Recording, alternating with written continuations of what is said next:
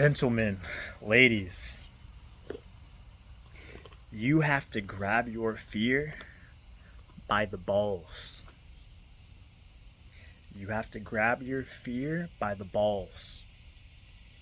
Because as long as you don't have the fear grabbed by the balls, that fear has you grabbed by the balls. So grabbing your fear by the balls, you might get hurt a little bit doing it. Those balls might have prickly little thorns on them, right? You grab them, you might experience a little pain. But rather you grab those balls and feel a little discomfort, just a little bit. Rather that than fear having an iron grip on your balls.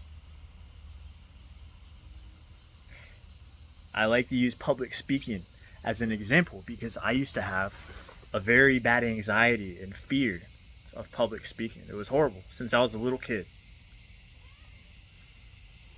Horrible, crippling, physical anxiety. Sizzle. Every time I would have to get up in front of a group of people, I would feel this horrible anxiety in my body, like this physical heaviness. My consciousness would feel very dense and concentrated.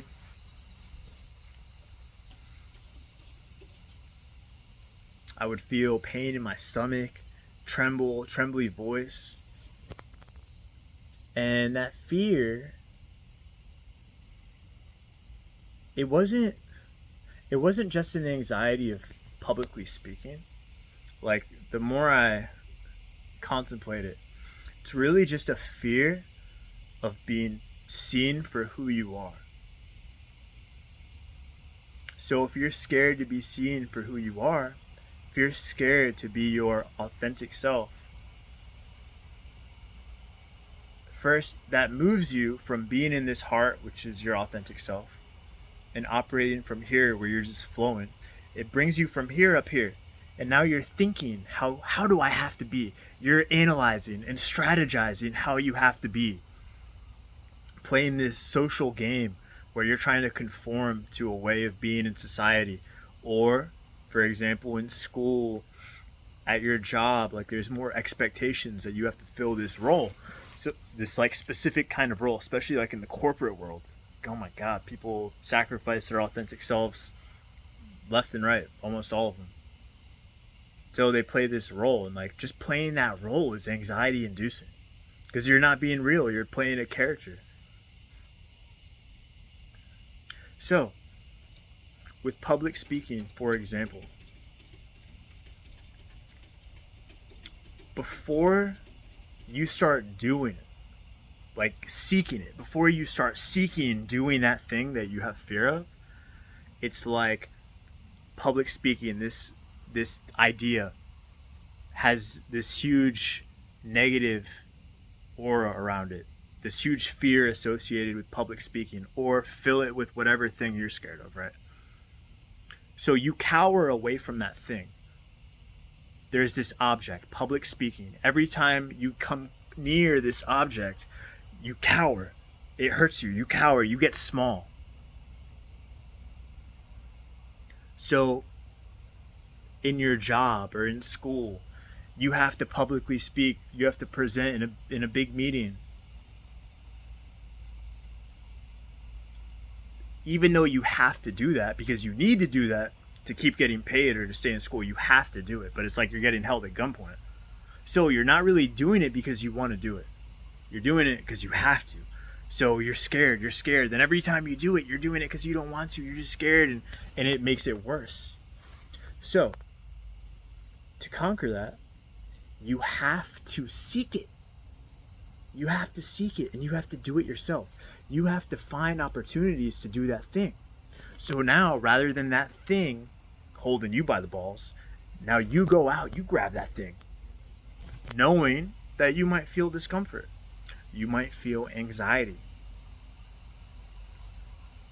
You might embarrass yourself. But you have to accept that. As long as you don't accept it, as long as you cower away from it, it's going to control you. And as long as you cower away from it, obviously, you're going to continue to cower away from it. So, if you really want this thing, whatever that fearful object is for you, if you really want this thing to not have power over you, you have to seek that thing. You have to. And you'll be capable of doing it. You just have to seek it yourself. You can't be running from it when it appears. You have to go looking for it yourself and attacking it yourself. And then you go, for public speaking, for example, you seek it. You seek a way to publicly speak. For example, there's a group called Toastmasters that I've been doing for like 2 years. It's amazing. It gives you an opportunity to publicly speak, and there's no pressure. Like, you sign up. If you want to do it, you sign up. You're not going to get fired from your job. So you find an opportunity to do it, and then you do it. You attack it once. Okay? You go back the next week. You attack it again. You're getting your reps in. Now, it's starting to go from this big thing to like this smaller thing, because you're willingly putting yourself in the situation.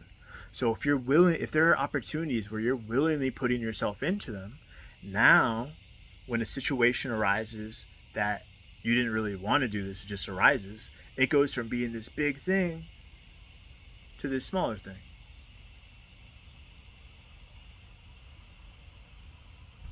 So apply this to any fear that you have. If you are at a stage in your life where you desire strongly female companionship, maybe you're a young man in your early 20s or your late teens or even your 30s, and you're scared of talking to girls. Well, guess what? Fear is only going to be conquered when you start doing it. But you have to do it. You have to, your attitude has to shift from cowering from this thing to wanting to go after that thing. Like I said in the beginning, the fear has you by the balls.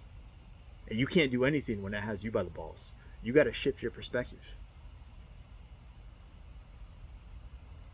You have to want to grab that thing by the balls. Fuck that thing. I'm going to grab you by the balls. You can't hold me by the balls anymore. I'm getting you. Like I said, you might get poked. You might get scratched up a little bit doing it. And it might feel uncomfortable. But that's what you got to do. All right, brothers and sisters. Go out there. Do it.